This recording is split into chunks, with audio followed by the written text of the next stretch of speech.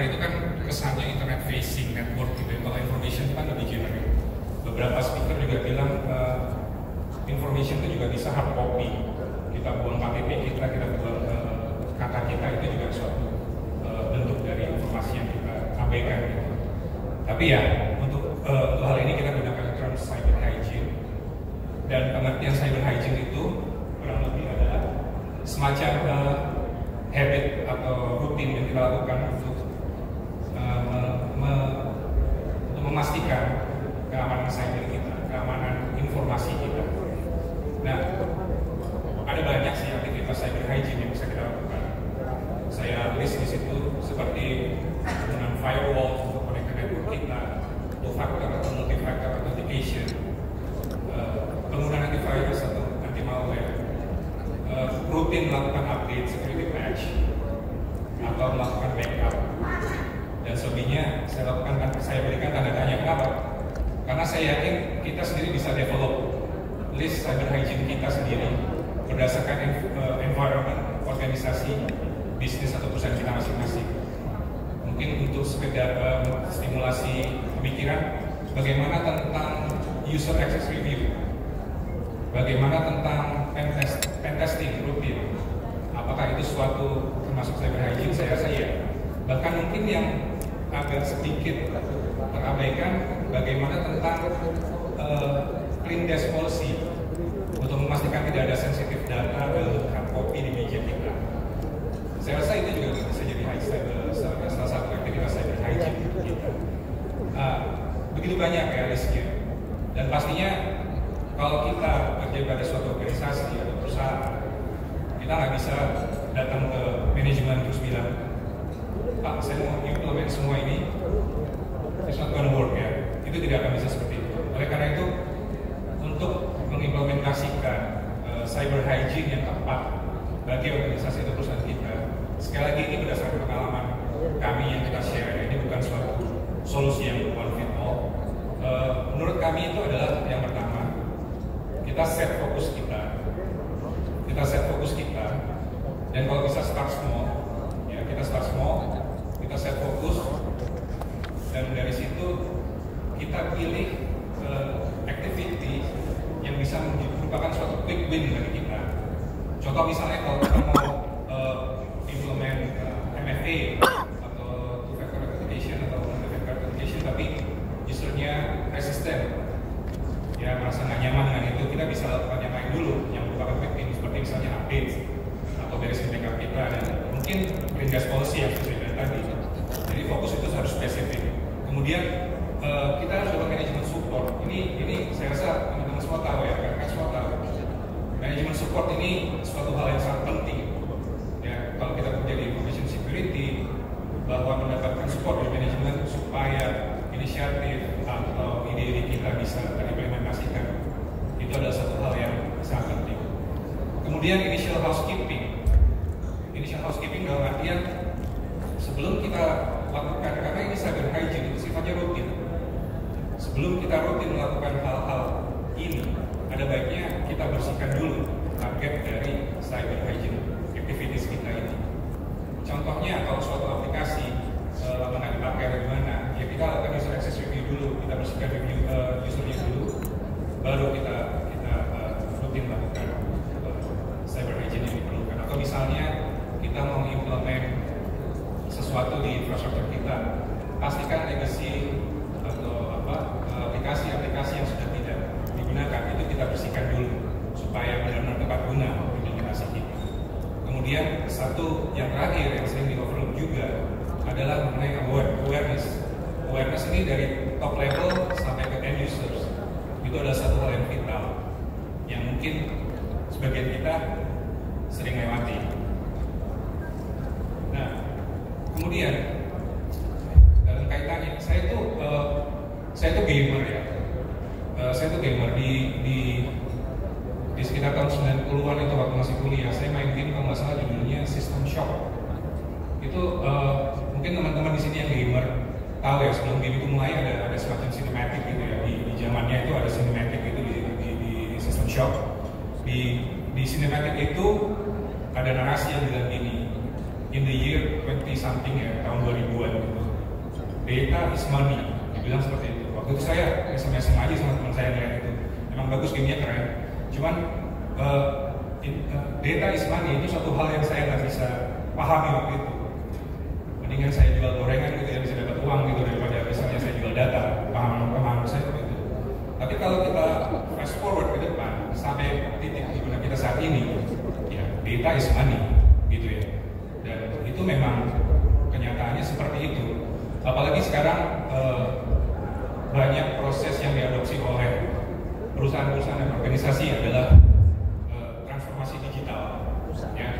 Dalam proses transformasi digital itu adalah journey, di mana organisasi atau perusahaan itu mendeliver value directly to the customer. Dan value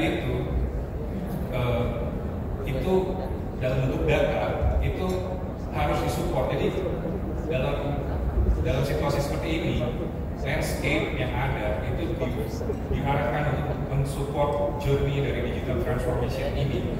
Dan dalam digital landscape yang sekarang ini, data itu adalah suatu bisnis aset yang terpenting.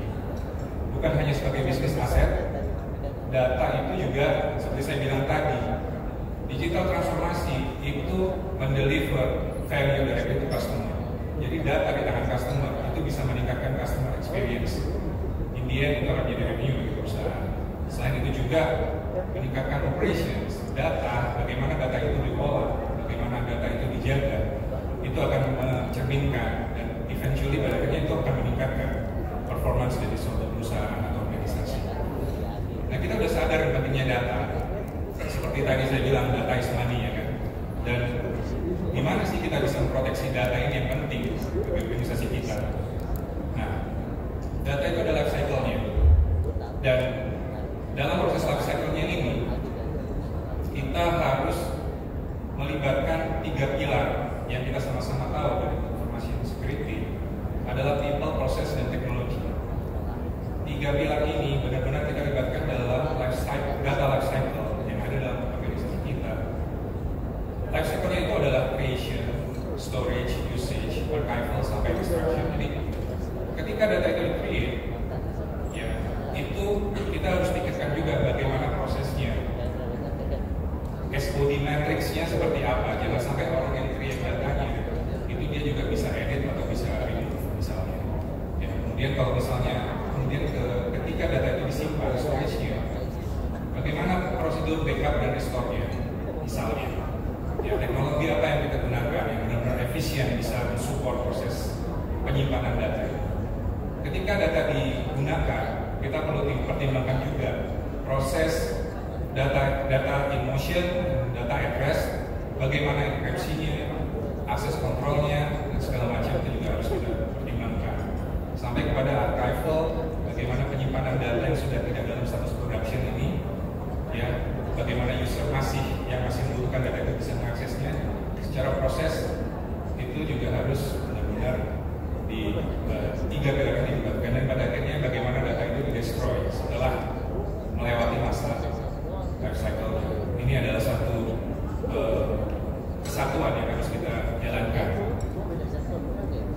Nah, kalau kita sudah tahu pentingnya data dan kita sudah tahu, kita sudah tentukan macam-macam proses hygiene apa aja yang kita, cyber hygiene apa aja yang kita bisa terapkan di dalam memproteksi data ini dan membuat data ini tetap comply.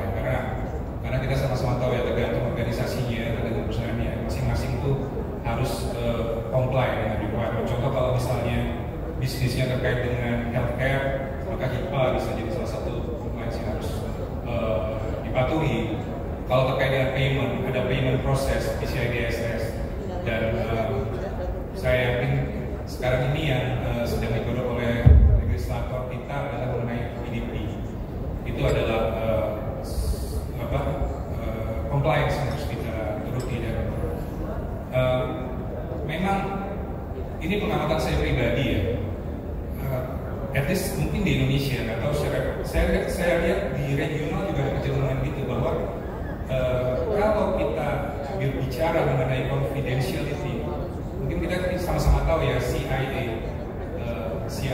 triad gitu ya, bukan CIA yang di movie ya, yang film itu bukan, tapi confidentiality, integrity, dan availability.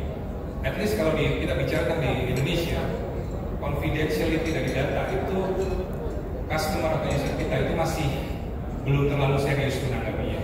Contoh kayak misalnya ada kebocoran mengenai KTP, ya itu mungkin akan ramai cuma sebentar, muncul meme gitu ya, caci maki di media sosial, tapi kemudian akan hilang, orang akan tetap ya business as usual. Beda misalnya kalau integrity dari data itu yang terkompromis, misalnya saldo hilang atau apa gitu ya, atau misalnya availability, datanya itu benar-benar nggak bisa diakses sekian lama, seperti Facebook atau Instagram misalnya, itu pasti akan ramai. Nah, kalau kita bicara masalah confidentiality, begitu PDP ini nanti disahkan di Indonesia, saya rasa ini akan menjadi game changer ya. Mau nggak mau company harus benar-benar serius menanggapi ini, karena walaupun misalnya customer atau user itu nggak komplain, tapi akan ada impact ke customer, ke perusahaan atau organisasi, bisa jadi dalam bentuk denda dan lain sebagainya. Dan oleh karena itu, organisasi itu selain juga harus survive dari threat, breach segala macam, juga harus survive dalam menghadapi compliance yang harus diikuti, sudah diikuti atau akan diterapkan, contohnya yang PDP ini.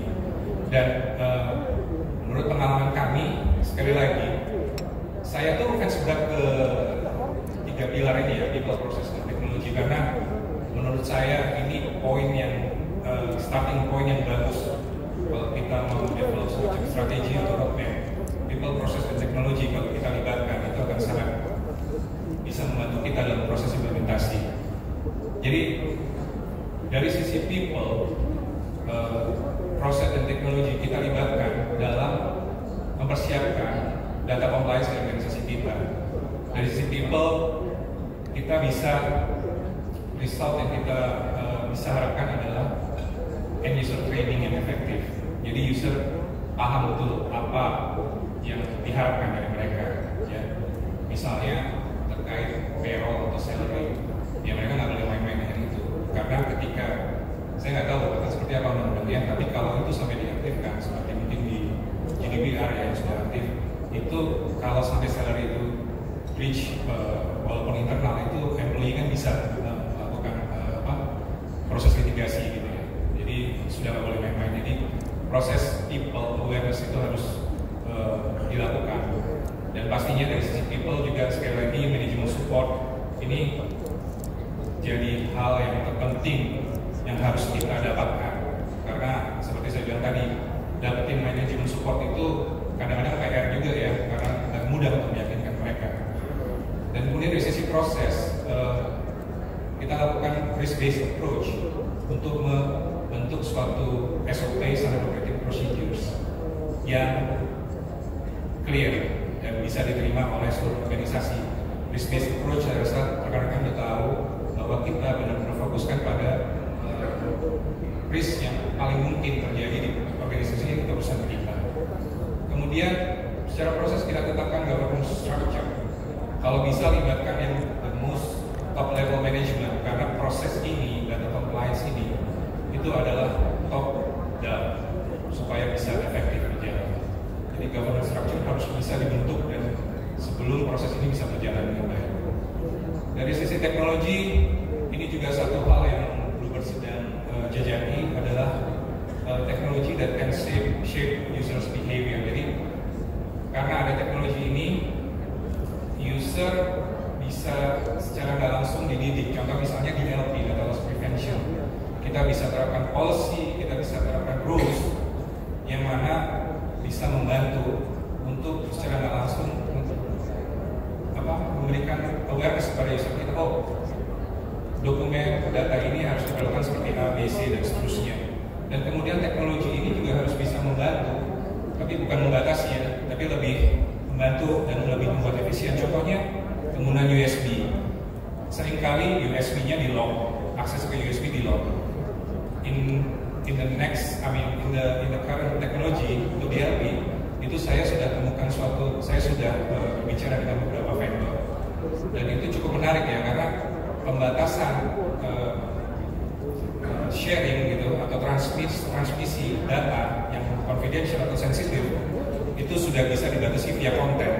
Jadi USB tetap bisa di-open, tetap bisa diakses. Tapi data yang sifatnya mengandung kata-kata konten atau sesuatu yang sensitif itu tidak akan bisa di-copy. Jadi teknologi-teknologi seperti ini yang kita harus adopsi ke depannya nanti. Ya, sebagai penutup, kalau bisa dilihat gambar sebelah kiri mungkin bagi sebagian rekan-rekan ini kok nggak nyambung ya dengan security, tapi ini kaitannya dengan yang saya sampaikan tadi di awal bahwa ke depan Bluebird akan fokus ke human connection, human interaction, dan saya rasa itu adalah saat dimana security itu bisa lebih engage lagi dengan organisasi. Kita harus improve ke arah sana. Dan key takeaway dari apa yang sudah kami sampaikan sore ini adalah untuk survive challenge ini dalam hal ini adalah threat, breach, atau juga challenge dalam hal compliance ya. Organization must know the value of the data. Jadi kita harus tahu data kita yang spesifik, yang sensitif, yang benar-benar penting buat bisnis itu apa. Dan seperti saya sudah sampaikan, nomor 2 adalah people, process, dan teknologi itu harus benar-benar dilibatkan. Jangan salah satunya yang ditinggalkan. Dan yang terakhir, cyber hygiene itu harus planningnya, at least itu harus di-develop untuk complement, untuk melengkapi organization compliance strategy. Jadi kalau semua ini bisa dipenuhi, kami untuk organisasi kami sendiri maupun mungkin teman-teman yang bisa ambil take key takeaway ini untuk organisasi teman-teman masing-masing bisa siap untuk menghadapi compliance atau berkedepannya. Terima kasih untuk waktunya. Sekali lagi terima kasih untuk bersabar bersama saya. Mudah-mudahan All right, ladies and gentlemen, let's give a big and final